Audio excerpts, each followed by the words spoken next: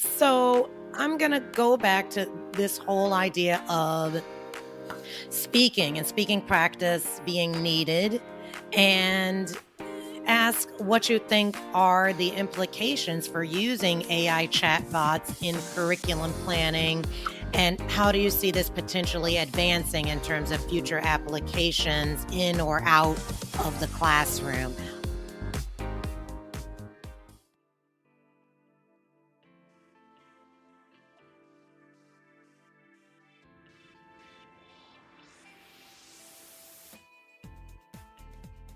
Welcome to RBERNing Questions, a professional learning podcast where we answer your most compelling questions about teaching, serving, and supporting multilingual learners. I'm your host, Yasmeen Coaxum, and through our talks, I look forward to bringing the methods, philosophies, and stories behind teaching multilingual learners to light. Let's get into the show.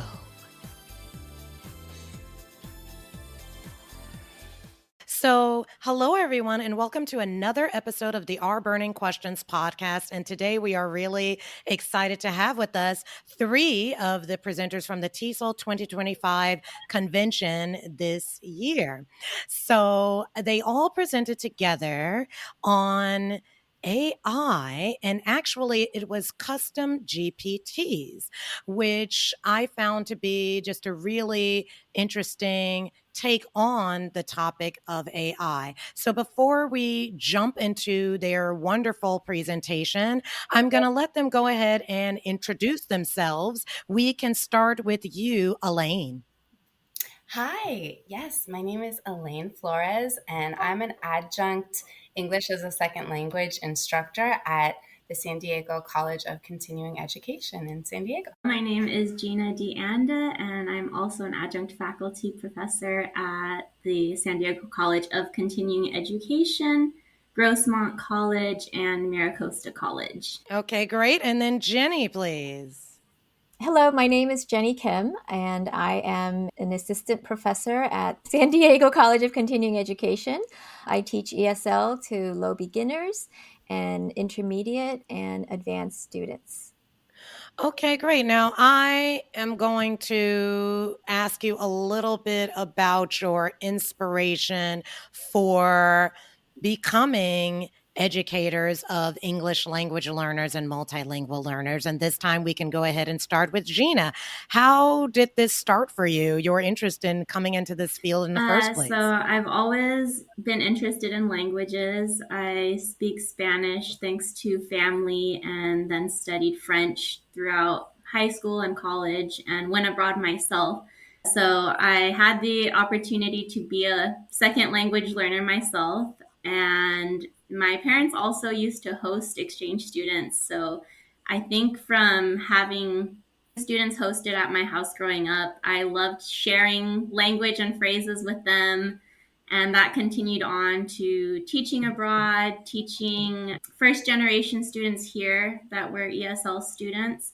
And it just gained momentum, continued onward, and now I love working with the adult population. Okay, great, Jennie.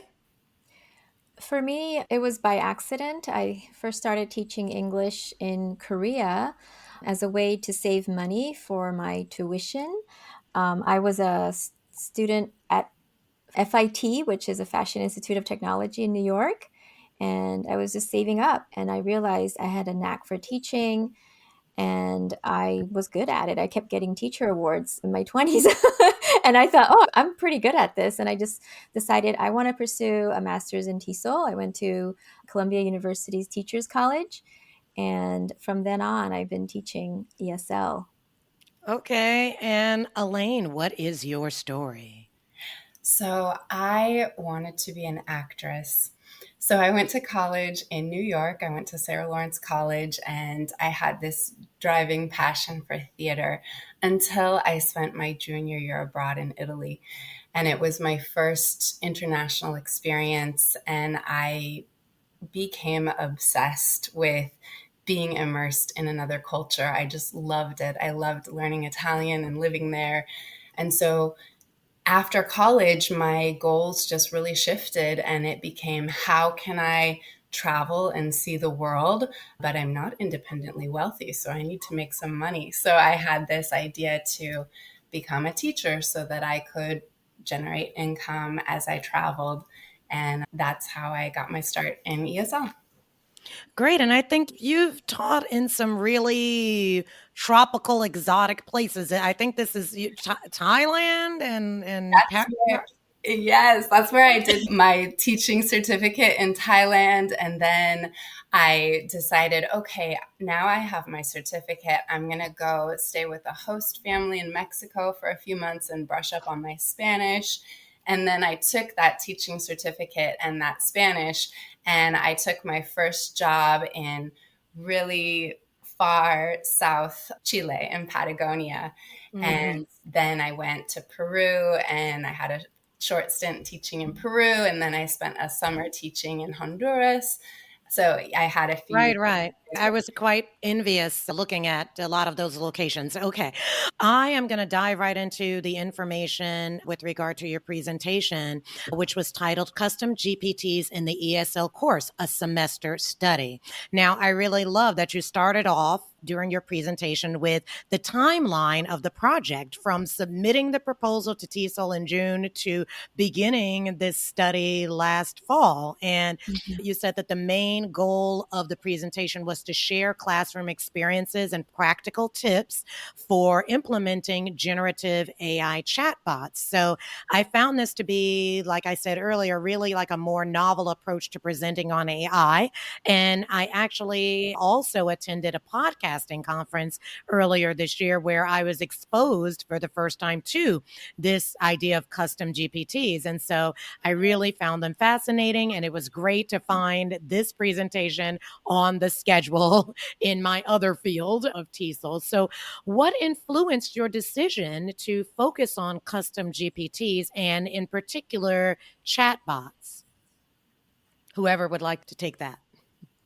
I can take that. ChatGPT, when it first came out, I'm sure it fascinated many of us, some of our teachers. And Alayne and I, last January, we started a AI in higher education course. It was a graduate course, and that's how Alayne and I got even closer. And that kind of sparked our interest in AI. And around that time, I just kept researching AI, and ChatGPT was just really fascinating.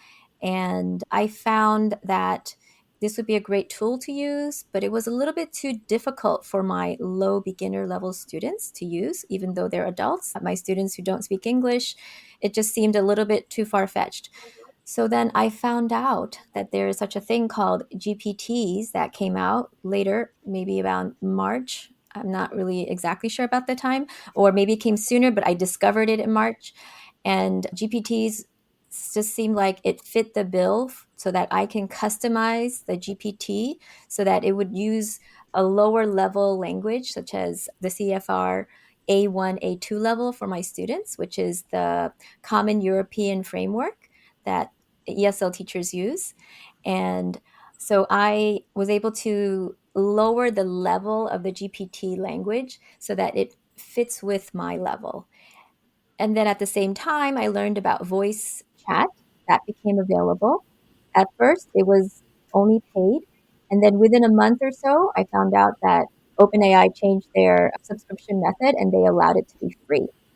So that's how I decided I wanted my students to be able to use ChatGPT, but in a customized lower level. And I added the feature of voice chat so that my students can practice speaking outside of the classroom. So that was the initial interest. Yeah. It's interesting that you said it was difficult for the students to use because I feel like a lot of times educators were hesitant with ChatGPT to bring the experience into the classroom or for student use initially. So I'm wondering, Gina or Alayne, what was your experience with this? Were you immediately trying to incorporate the students in terms of ChatGPT and using it, or were you using it on your own as educators and then deciding, okay, now I'm ready to bring it to the students? How did you kind of decide on that? I can say I had been using it as an educator and in my personal life already, and had a learning curve myself in becoming familiar with it and becoming comfortable with it. And then when I joined Alayne and Jennie on this project, I loved the idea of making this accessible to students because it's truly a tool and a resource. And I did have interest in it myself, and I loved the idea of making it more accessible for students, teaching them how to use this tool. And again, like Jennie said, having the ability to customize it for specifically my students.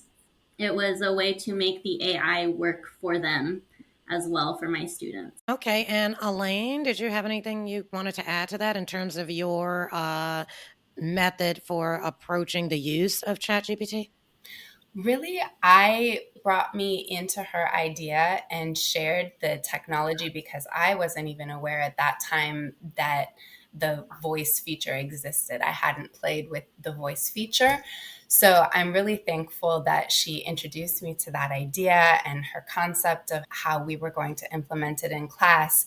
And we all implemented it differently, but really having the collaboration of the team, of the colleagues there to support me and answer questions is why I tried it, because it would have been really easy for me to just think, oh, I'm so busy. I'm going to keep using AI for teacher material creations, but I'm too busy to implement it with my students and create those assignments. So I think Jennie really prompted me with her project idea to just get it going in the classroom with the students in a way that I hadn't yet.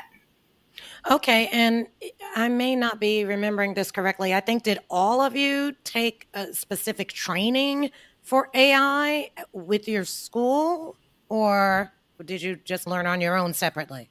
Two of us did. Jennie and I took the class together a year ago, last spring.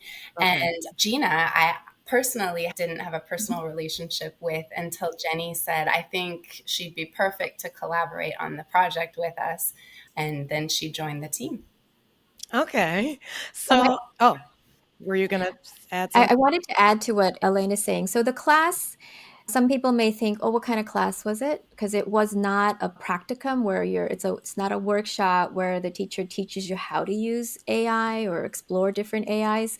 That component was missing, actually. We were learning the philosophy behind how we are using AI ethically, biases that we have to be aware of, literacy. So, like separately on our own, everybody had the freedom to use AI, and some people explored it more, and some people didn't. Some people were really focused in the classroom and learning about the philosophy.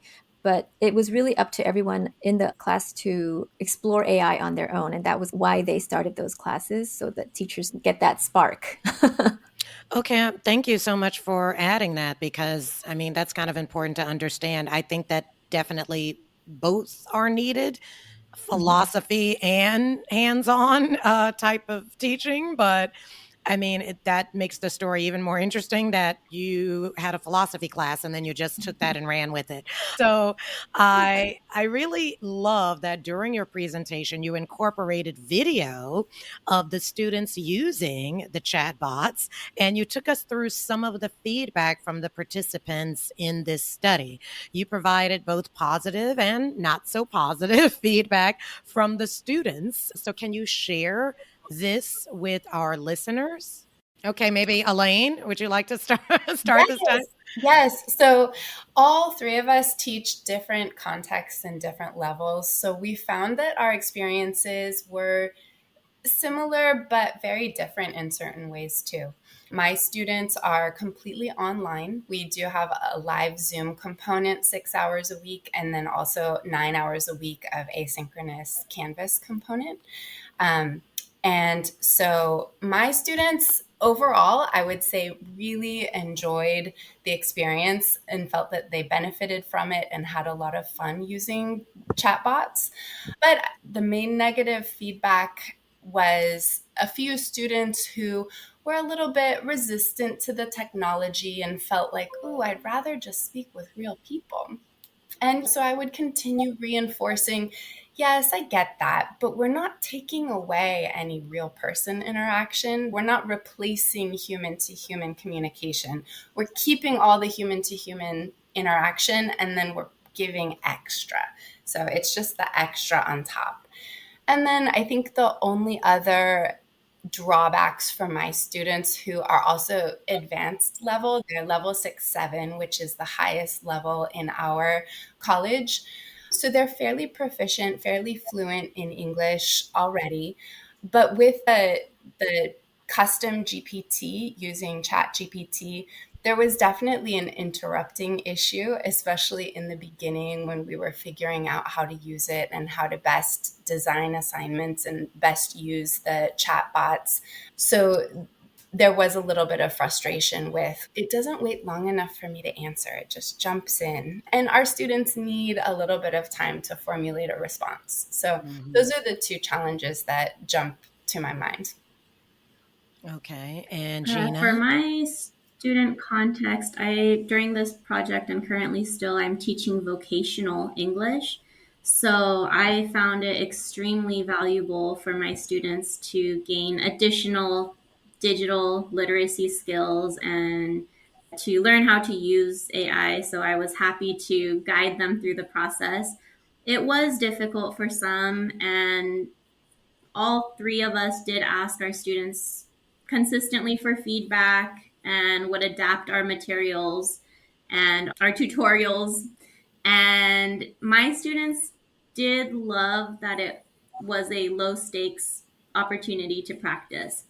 And they could repeat these dialogues or these vocabulary words or whatever assignments I created through these custom GPTs, and they would build their confidence repeating this over and over, and they were mimicking or modeling real interactions they might have in a job interview or job responsibilities, tasks maybe being asked of them through a dialogue with the manager. In terms of the challenges for my students, they also did have that difficulty that Alayne mentioned with the interruptions. And that is one of the reasons that I ended up switching from chat GPTs, custom GPTs, to a different chat bot that ended up working best for my students. All right. And then finally, Jennie? Oh, I'll just add a few things. So for my students, I think the best thing was that there's mobility because you have a phone that you can use anywhere. And I keep telling my students, this is not a tool that you're going to be using in the classroom. So you're going to be using it when you need to study for a test, a speaking test, a spelling test. You can work on talking with the chatbot on the bus, while you're in the car, while you're waiting at the doctor's office. You have your earphones on and you can hear it reading the same spelling words that I'm going to give tomorrow. So it's very customized for them. I think the mobility was great. Also, that they have a speaking partner who has good pronunciation. It's not a robot like pronunciation. It also has character, like a spunky personality, that it doesn't seem like a robot. And now we even introduced them to Sesame AI, which is using AI agent, which is more human like. I don't know if you have used Sesame AI, but that's the latest chatbot that is the most human-like so far. And it's called an AI agent now. It's even more advanced than generative AI. It also translates to your first language. Pause a moment or ask it in your first language, what does that word mean? So they can switch back and forth. The disadvantage is adding to the ones that Alayne and Gina already mentioned is the speed. It has developed a little bit, but at the beginning, when we first started using it last March and testing it, it would not slow down. And I think OpenAI already knew that it would not slow down. It was not made for English language learners, but I know that they've heard us and they are doing things. And at the time, I was doing tricks where in the prompt, I said, if the student asks you to talk slower, you will talk this way. And I would put like an underscore underneath each letter so that they could pause between the words. And I said, use the words using these underscores. So then they would pause for a little bit and then talk. So in a sentence, it would become like more enunciated and slower with little pauses in between. So I had to do that at the beginning last year, but now I don't think I'm doing that. And I think it does listen and it does slow down a little bit, but it's still not perfect. So we're still getting there. Yeah. So that was one thing. That sounds like a lot of dedication Yeah. to actually take the time to put underscores throughout these words. So, wow. Okay. So I'm not doing the underscore. I would prompt it to do it. So Oh, okay. Okay. so the generative AI will know Okay, because when, I'm picturing you like say yeah, it like no. this and then like putting in okay. All right. So, Yeah. so that eases my mind a little Mhm. bit. Okay. I would like to go ahead and piggyback off of what Gina mentioned in terms of changing. And during the presentation, you described the trials and tribulations in terms of getting the project to be where you wanted it to be so that the students were satisfied and you were satisfied, right? And one of those changes was from the custom GPTs to something called Chatty Bot. So, can you share with the listeners in each of your contexts how switching to first, what is ChattyBot, but how switching to ChattyBot made the experience better? I'll start. Yes, Nina, Yes, would you like? so my Yeah. students had a very low digital literacy to begin with. So I pretty much immediately in joining this project started using chatty bots with my students. And what worked for them well was that chatty bots allows also a custom GPT allows the students to push a button to listen to the audio, push a button again to record themselves, push a button again to submit their recording, push the button again to hear again the audio. So it really helped with that interruption issue that we were facing. It would really slow down the process, give them time to think, give them time to practice before they recorded themselves. And it also provided me with their transcripts automatically, which, because my student context was low digital literacy, it was very difficult and maybe would have been an additional step for me to teach them how to copy and paste or download the conversation they were having in Chat GPT or custom GPTs through Chat GPT.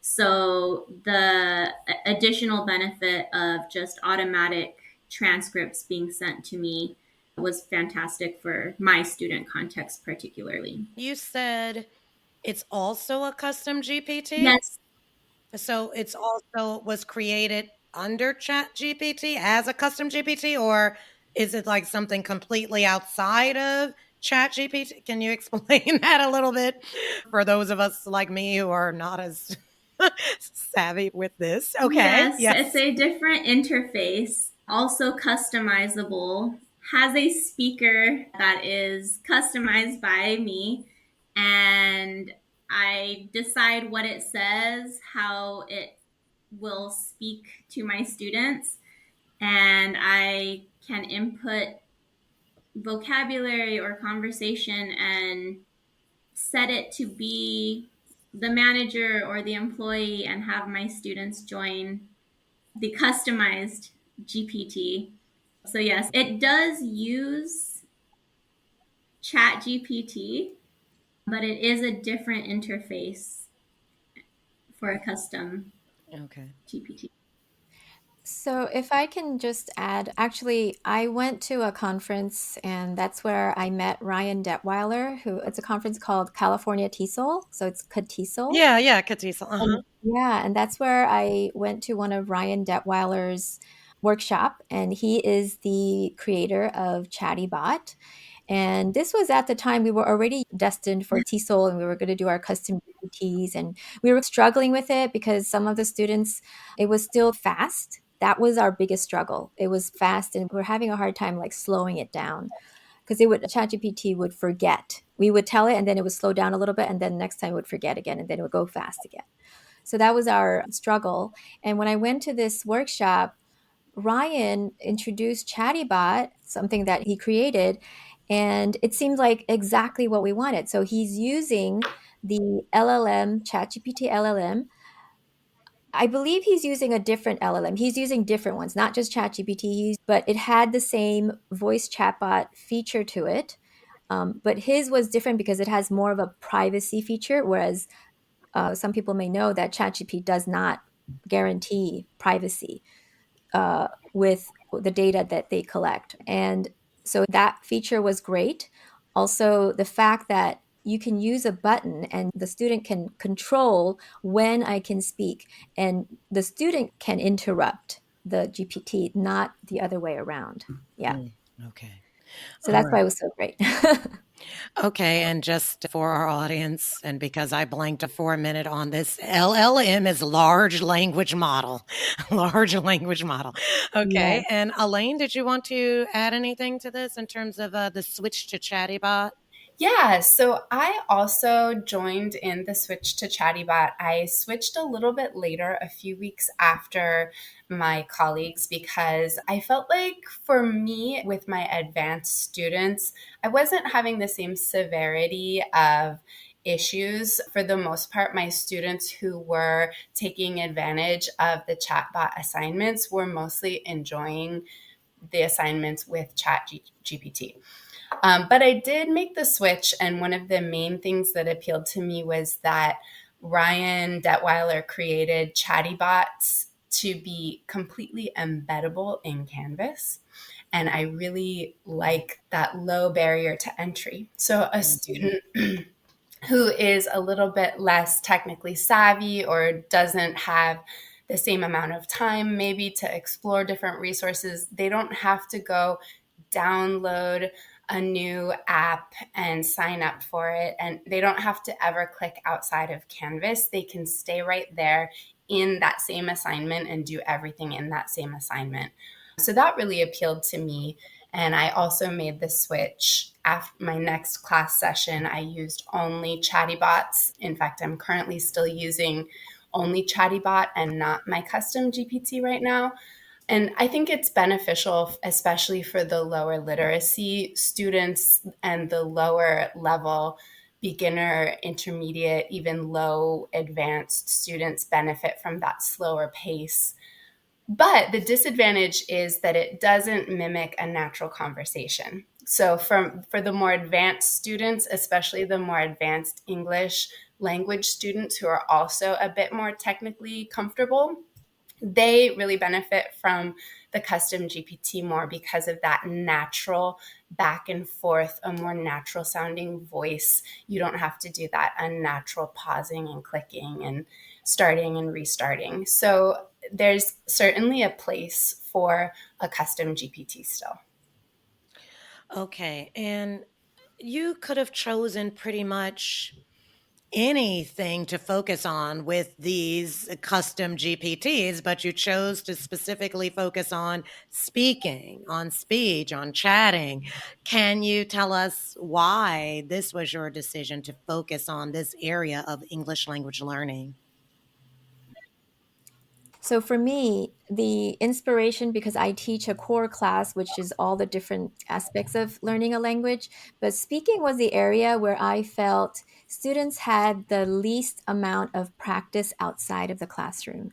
Because I'm sure many of you have felt this way, but some of my students work and some of my students have been home raising kids, or maybe they're retired and they don't have anybody to talk with at home. But the people who work, their ability to learn English is so much faster because they're at work, they're immersed with people using English around them outside of the classroom. But some of my students who go home and then speak to their family members in their first language, they don't get that interaction in English, exposure to English. So for me, I felt when I heard about the voice chat, I felt this is exactly the panacea, or it was like the medicine that I was looking for my students. I wanted them to use this outside of the classroom, practice their English, get more exposure to English, just like the students who go to work and get English, even if it's just rough English or short sentences. that's so much more learning experience that they can get. Yeah. So that was for me the reason as an AI speaking partner. Okay. And Gina, during the presentation, you told a story about these purple flowers, which were on one of your presentation slides. So, can you share that story with our listeners? I thought it was just really interesting. So, before we can even begin teaching our students how to use these tools, we need to have a discussion with them and define what AI or generative AI is. And so, for my students, I introduced this to them very simply. And I do have artificial flowers in my classroom. So I started there. I said, what is this? Real, fake? And so that started our conversation about what AI is, what generative AI is, just to help them understand that, wow, this amazing thing, once they were introduced to it, is it's created by us still. And the speaking partner, they knew that their teacher was creating these dialogues that we were practicing first in the classroom before they were then going home and having the ability to practice with their created and customized to them speaking partner. So the artificial flowers was my way to introduce the topic of and define what AI and generative AI is for my students. Okay. And it made lovely visuals as well during the presentation.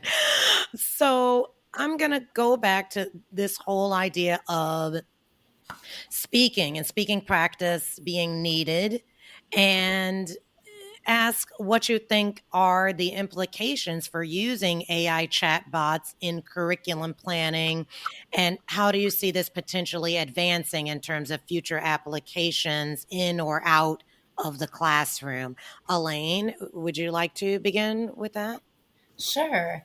I think it's a tremendous opportunity for ESL, EFL instructors, any second, third, fourth language instructors, because that's what we're often missing. That piece that we're all searching for is that immersion. And like Jennie said, just because a student is living here and learning English in the context, quote unquote, immersion, living in San Diego, that doesn't necessarily mean that they're immersed in the language. If they're at home providing childcare, if they live in a tight knit community of people who speak the same first language, they really may be living in San Diego, but still immersed in their first language. So I think there's a tremendous opportunity for instructors to continue learning and expanding on what chatbots can do for English language learners, really any second language learners, and utilize it to, like I said before, not to replace any human to human interaction, but provide more of an immersion-like experience for no matter what a student's situation is. And if I may add to the future applications, I'd like to add something. So for me, I am looking at the future of how this will evolve. And I think it will definitely overall speed up the process of our students' listening, speaking, and pronunciation skills. Whereas it could have taken longer because it's just more intensive exposure if they practice and use these tools outside of the classroom. I also think soon, and that soon could be 5 years, I think AI agents and agentic AI will bring about a lot of development in not just a voice, but actually a video. So very soon we're going to have videos of conversing with a voice. It's not a voice anymore. It's just an AI assistant or an AI tutor where you're going to be practicing with that AI tutor as a visual, as a video. So I think that will be coming very quickly. And I can also give you some examples of Sora AI is already using video where you can, it's not quite there as an assistant yet, but you already know that they can make human-like avatars. Currently, I'm using Hey Gen to also use more visuals. And Hey Gen is where you can make an avatar. You can use yourself as an avatar. And using that, you can actually make videos of yourself reading a script or teaching a student. That sounds a little scary, but I'm just saying it's already here.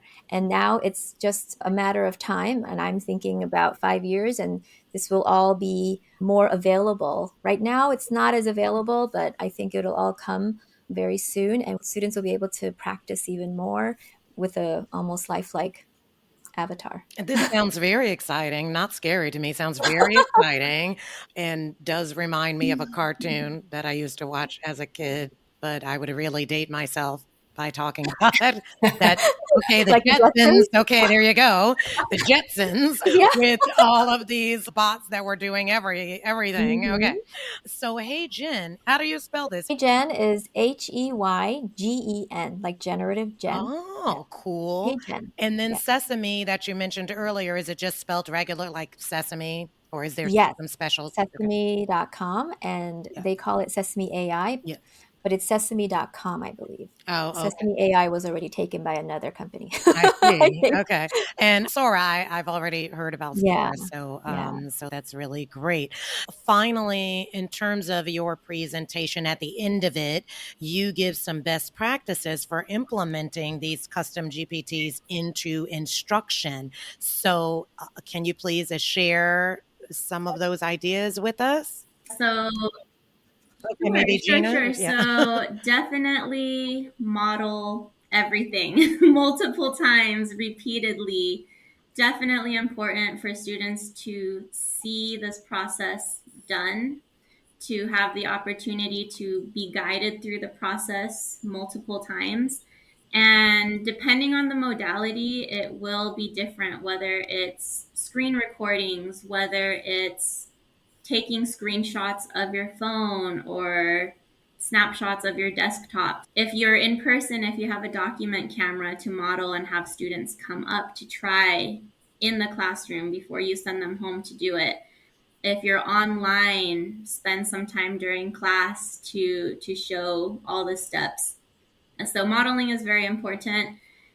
I think we all asked for feedback continuously from our students to see what was working well for them, what they liked or didn't like, to let that inform which direction we went with our students. So the three of us did take different paths, and it was based on what our students' needs were and what their digital literacy skills were. So definitely knowing your student population and adapting for them. Working together, huge for accountability and for support. So I think a best practice is also definitely having at least one colleague to do this together with you. Yeah. Okay. Would anyone else like to add to that? I did want to add that when Gina mentioned that working together, one of the great things were how we are three different teachers and we approach things slightly differently, even though we also click very well. Was that we were sharing a lot of, for example, Alayne was sharing how to use her phone screen recorder and showing us, oh, this is how I taught it. And then we were saying, oh, yeah, that's a great idea. And I had a very beginner level Gen AI presentation slide that I was using for something, and I said, I have this and maybe you guys want to take a look at it. I also had surveys that I had made for my students and I shared it with everyone. Gina also shared how she was teaching the actual concept by using a fake flower. So all of these ideas we were sharing together, and I really treasure that. Absolutely. I would just say all of those things contributed to our success. And probably the top two I would just repeat are to take it slowly, take it step by step with the students, and have a colleague accountability partner, because I don't think that I could have done nearly what I did on my own. And it was also really wonderful to get out of my teacher bubble. We get so used to working independently and doing our own thing that it's very refreshing and invigorating to, like Jennie said, see how other people do it, learn new ways to do it, share your ideas, and get that push to get some stuff done in a new way. So, speaking of the success of this collaboration, do you have anything coming up soon, or it's anything we can look forward to in terms of you either working together again or maybe some separate projects that you're working on that have to do with AI, custom GPTs, or something else that to some people might be scary, but to me is exciting. What do you have coming down the pipeline? I think we absolutely should come up with a new collaboration. We're not there yet. We've still got our focus on the chatbot projects. And I think we're all continuing to implement the chatbots and thinking about the results of our experience this year and how we're going to tweak those going into next year. So I'll definitely be pursuing another project with Jennie and Gina. But I'm also toying with lots of AI whenever I have time, because this is all our spare time that we're using to research and learn all these tools. So the progress is sometimes slow, but I'm playing with other AI tools and sites and seeing how I can use those for guiding my students through other processes in my classroom as well.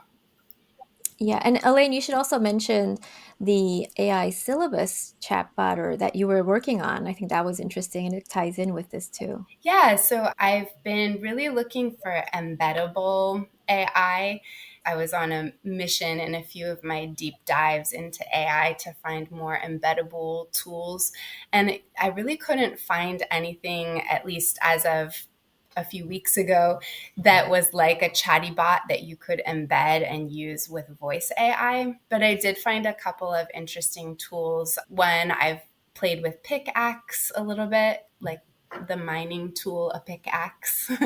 And I've used pickaxe to make very easily embeddable custom chat bots that are text only. So those are nice to use for something contained, like Jennie said, that I can upload my syllabus into that pickaxe custom chat bot, and the student can type in any question about my syllabus. For example, when does this class meet? Or what are the requirements for a course certificate?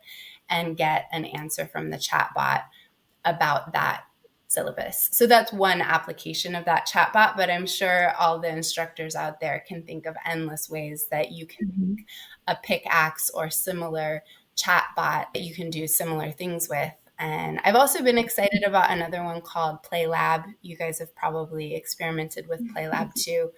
That one's not embeddable yet, but it's nice because it's a free tool that's out there and it's very collaborative, and you can make some really fun chatbots with that one too. And so I've been using that for a few tasks, like guiding students through writing an introduction paragraph, not writing for them, but prompting them and encouraging them along the way to write those sentences step by step. Mm-hmm. Okay. I do want to. Oh, yeah. Sorry, pickaxe. That's PICKAXE or PICAXE?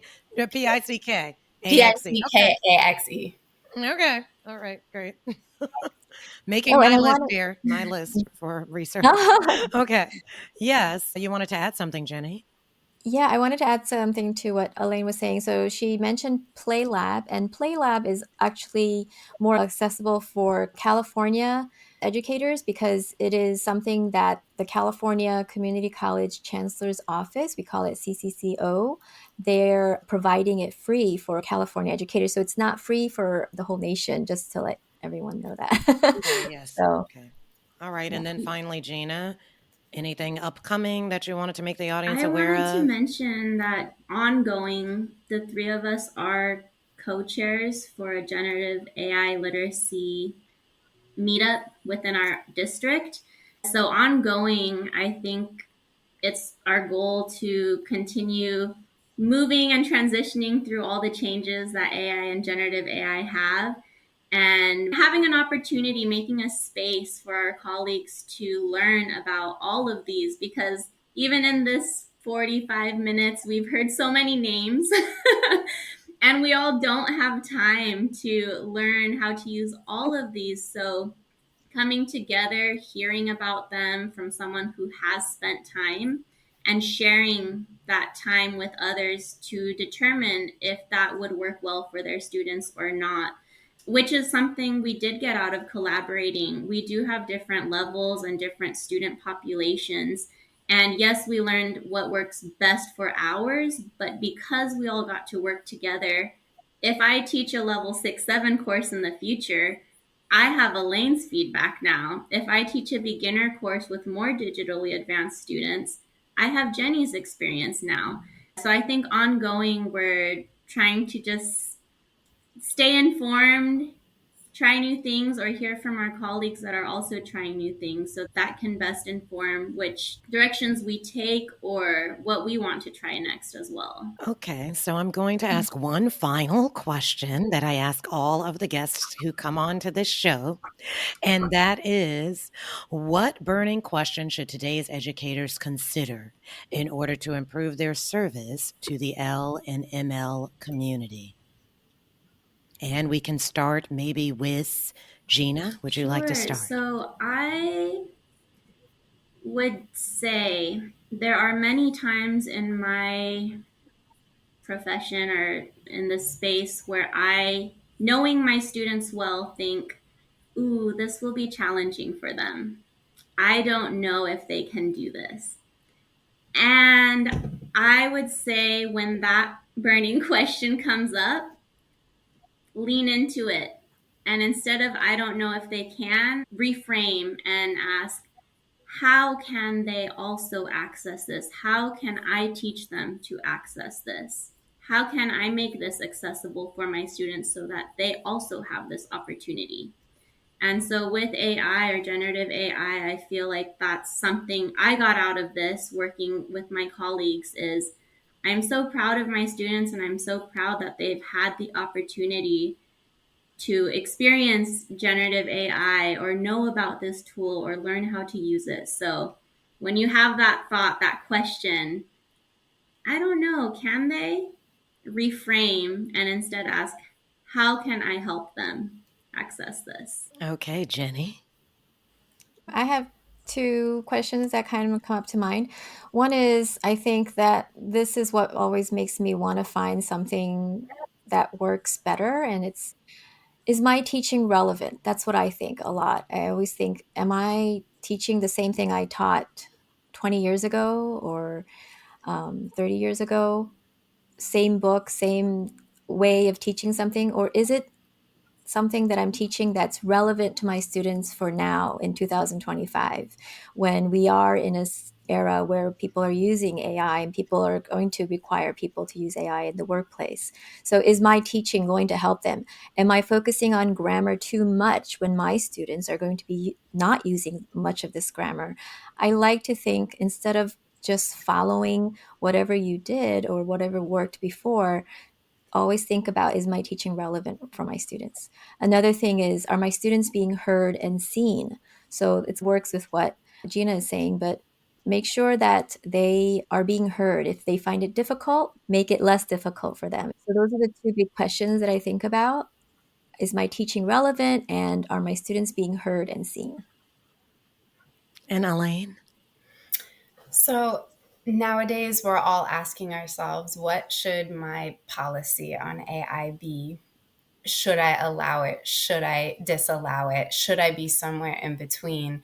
And I feel like I'm hearing story after story of educators who were absolutely on that no AI, they need to do the work themselves side. And then as soon as they dip their toes in and they start learning, taking the time, putting in a little effort to learn about AI, they're switching sides. Maybe not all the way over to, I love AI, I want to use it for everything, but going over more towards the, okay, I can see how AI helps me and I can see how AI helps my students. And personally, I feel like I'm seeing less subterfuge, less sneaky AI use or unannounced AI use now that I'm using it just out in the open, because that conversation is out there. So I think, what should my policy on AI be? I think we all need to learn about AI and experience AI and try using it in some different ways before we decide to forbid it or ban it in the classroom. Okay. Ladies and gentlemen, Jennie Kim, Gina De Anda, and Alayne Flores, thank you so much for joining us today on the RBERNing Questions Questions podcast. Thank you, Yasmeen. Thank you. Thank you so much.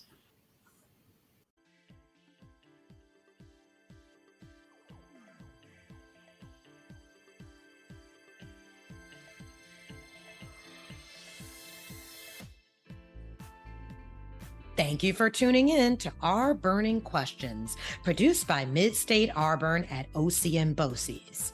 If you would like to learn more about today's guest or any of the resources we discussed, please visit Mid-State RBERN's webpage at ocmboces.org. That's ocmboces.org. Join us next time where we hope to answer more of your burning questions.